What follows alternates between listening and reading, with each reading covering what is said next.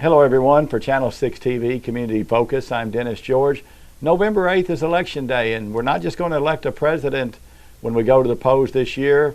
Races for state representatives, city council, and there are a lot of other issues on the ballot. And in Marion County, we have several contested school board races, and we have one of the candidates with us from District 1 on the Marion County School Board, Carrie Truitt. And Carrie, welcome. Thank you very much. It's nice to be here. I guess first of all, introduce yourself to people in the area who may not know you. Give us some of your background and tell everybody who you are. Sure. Well, my name is Carrie Truitt. I am a lifelong native of Marion County. I'm a graduate of 1996 from Marion County High School. I went on to pursue my bachelor's degree from the University of Kentucky, and I got that in Arts Administration. And then also got a master's in organizational leadership from Campbellsville University. So I believe very strongly in education and the opportunity that it can provide everyone. I am the mother of 3 amazing, beautiful children. Jackson, who is 8 and is in 3rd grade at Glasscock Elementary School. Then Samuel, who is 4. And Eleanor just turned 1 a month ago. I am a proud, proud mother for sure. And I think that's one of the big reasons why I'm running for Board of Education, because I think that a strong school district can propel our children, mine included, as well as everyone else's. All right, what's your work background, if you want to tell people Sure. what you do? Well, my career since graduating from the University of Kentucky has been dedicated to community service through working with nonprofit organizations. So I worked with the University of Kentucky. I was the Director of Development for the Lexington Philharmonic, and then in 2011 my family moved back from Lexington to Lebanon, and I worked with the Ephraim McDowell Healthcare Foundation and the Community Arts Center in Danville, and those were all in fundraising positions. My current position with Hospice, I am the volunteer manager, and I oversee volunteer needs as well as volunteer recruitment for individuals who would like to work with us at Hospice in Taylor, Adair, Greene, Washington, and Marion counties. Okay. What made you, and I know you said you have young children and you want a good school system, what made you get into the race? I think the first issue that kind of got me talking was the non-traditional instruction day, and really wanting to understand how we could utilize that resource. And kind of how the communication would play out in the use of that resource. You know, what is the best way to notify parents and work with teachers and things like that. So really understanding how the nuts and bolts of that were put together. That was the first issue that I kind of spoke out on, and that was when a community member contacted me to ask me if I had any interest in running for the Board of Education. I admit I thought about this for probably between 3 and 4 months, and I went back and forth. And the morning that I was going to contact that community member and say, you know what, I think with my children and my job and my husband, and you know, my plate's a little full. And on the way to work, I heard an interview on National Public Radio about an 11-year-old who had started a nonprofit in her community because she saw an unmet need. And I listened to her talk about her passion and kind of what she was interested in supporting her community. And instead of being focused on friends and fun and, you know, going to school dances and things like that, she was focused on meeting the needs of her community. So I kind of got cold chills and thought, okay, message received. If an 11-year-old child can do something and make a difference in her community, then so can I. All right. You talked about the non-traditional education days. What did you learn?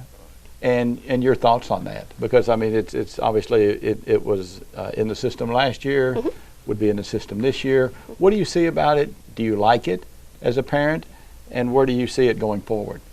I think it's a huge resource for our school district. I mean, we got out of school on May 24th this year, which is the earliest we've gotten out of school since my child started kindergarten. And I remember, you know, when he started kindergarten, he started on August 7th. And got out of school on June 6th and then started 1st grade on August 6th. That to me was not a summer. So the fact that our district was pursuing this opportunity was really, really exciting to me. I think after we've kind of gotten the first year under our belt, I hope some improvements will be made to this system. You know, we had a lot of parents that were really, really excited, and they're like, okay, it's a snow day. We're going to have an NTI day. Let's do it. Let's get those packets worked on. And then the voicemail would come, and it wasn't an NTI day. So I think there are opportunities for us to utilize it more. I am absolutely not advocating the use of it for every snow day. I think that would be excessive. But I think looking at ways for us to be more communicative with parents so that parents understand truly what is the policy behind the non-traditional instruction day, how are they going to learn when one is happening, what can they expect to see packet-wise, and kind of, you know, again, that first year system always is going to have bumps in the road like anything will. So I'm hopeful that we'll look for ways to utilize it more effectively, communicate with parents more effectively, and kind of really make sure that we are maximizing the potential of the resource available to us. Okay, and not necessarily you're running against an incumbent, Mr. Delane Pinkston, yes. And without looking at him and his seat, taking a look at the entire board, mm-hmm. and the superintendent and job performance, how would you rate our school system? I think our school system is incredibly strong. I think our school board has some work to do with regard to trust issues and communication with the community. You know, we've had a lot of issues pop up for the school board, you know, whether it is the nickel initiative and how people feel about that, or you know, picketing at central office because of one thing or another a couple of years ago. We've had a lot of issues pop up for the Board of Education that when you take each person in those seats individually, they are all good people. But when you put them together as a group, there is a trust issue with the group as a whole. And I think we're seeing that across the board when it comes to our political system. People don't trust government anymore. They don't trust people in positions of authority. So I think when someone is sitting in that seat, you kind of have to bend over backwards to make sure that you are communicating in every avenue available to you, whether it's in person, on the phone, via email, via social media, in the newspaper, to put the most open, honest, and transparent information out there so that every single person that you serve, every constituent that you have, has an opportunity to find that information and digest it. And I think that's where we kind of fall short sometimes, in that, you know, information will go out in the newspaper or it will go out in a one call, but not necessarily putting it out in all of the avenues and formats, so that we make sure that, you know, grandparents that are reading it in the newspaper or grandparents who are hearing it on the radio are getting the same information as millennial parents who see it on social media. Mm-hmm. So we need to make sure that the information that's put out there is honest, transparent, and utilizes as many communication avenues as possible. All right, you brought up the nickel tax issue, mm-hmm. which obviously will be voted on the same day that your race is voted on. What's your stand on that? How do you feel about it? I'm absolutely for the nickel, and there's a lot of different reasons why. I think that a child's learning environment absolutely impacts their ability to learn and digest information. And, you know, if either of us had to go to work in a building where raw sewage was backing up into the bathroom sink, I don't think either one of us would be very productive that day. I also think that a good, strong school system with good school facilities impacts our ability to attract new businesses. It impacts our ability to attract physicians to the area, because physicians will not want to move into the area and serve our residents if the school systems that will serve their children are not top notch. I think we are also just simply going to need to invest in these buildings if we want to continue to grow. I think the population growth rate for Marion County right now is at 0.8%. We have factories all over this community that are 60 and 70 plus people short on their production line. If we cannot staff these production lines with good, skilled workers, there is no incentive for these businesses to stay here, for these manufacturing firms to stay here. So I think all of that comes back down to the school system and the school facilities, because we need to attract people into the school system, into the school facilities, to bring their children to attend school here. And if our schools are falling apart and children are having to deal with crumbling bathrooms and sewage in the hallways, they're not going to come here. So our manufacturing industry will leave and shut down. Springview Hospital won't be able to be staffed with physicians because they won't come here. So it's a bigger issue, and I think, when you look at all of those things and you look at the numbers, if the nickel initiative passes, the people who are sitting on the Board of Education right now have committed to not asking for the 4% tax increase while they're sitting on the board, and I can make that same commitment as well. If the nickel initiative passes, I will not approve the 4% tax increase.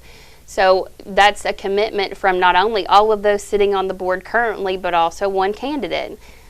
So if we've got that commitment out there, we'll be paying more in 3 years if the nickel doesn't pass than we will if the nickel does pass. Okay, you mentioned about some of the picketing at the board a few years ago when there was some turmoil. Superintendent Schlosser has less than a year, I think, on her current contract.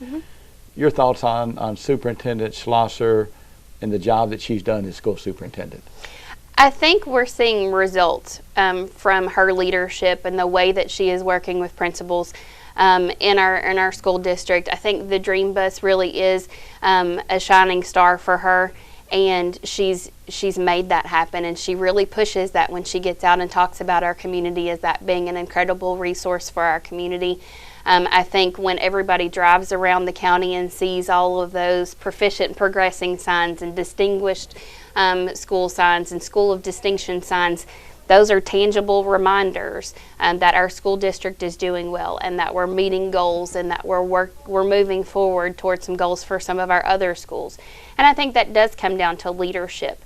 So, ultimately, I think with regard to the way that she works with principals and in the school district, she's doing a stellar job.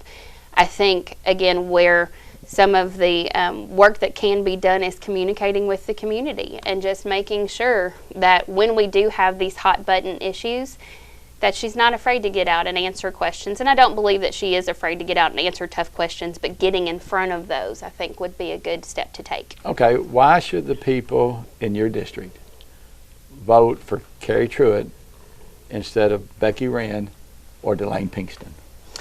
Well, I think it all goes back to all of the qualifications that I do have. I graduated from this school district. I have a bachelor's degree and a master's degree, so I've shown a commitment to education in my own personal life. I've shown a commitment to community service in my professional life. I have 3 children that will go to school in this school district, so I have skin in the game.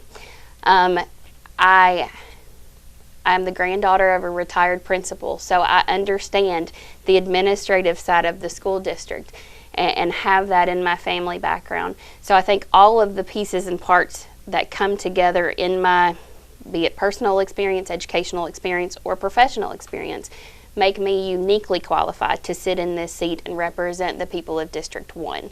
I don't think it gets any better than that. All right. I only met you when you walked in the door a minute ago.